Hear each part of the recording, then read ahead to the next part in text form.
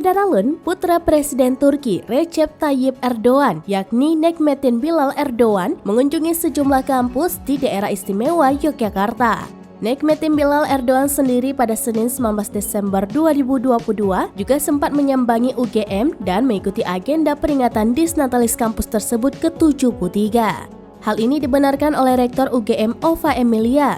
Menurut Ova, UGM menjadi pintu masuk bagi Necmettin Bilal Erdogan sebelum menyambangi kampus-kampus yang lainnya di daerah istimewa Yogyakarta. Ova mengatakan Necmettin Bilal Erdogan rencananya juga akan berkunjung ke Universitas Islam Indonesia atau UII, Universitas Islam Negeri atau UIN Sunan Kalijaga, Universitas Muhammadiyah Yogyakarta atau UMY, dan Universitas Kristen Duta Wacana atau UKDW. Ova tidak merinci kerjasama yang tengah dijalin Indonesia dan Turki lewat safari kampus Necmettin Bilal Erdogan ini.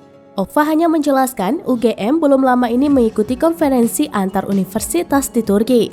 Pada kesempatan itu, ia melihat bagaimana dunia pendidikan di Turki yang begitu terintegrasi dengan sektor industri.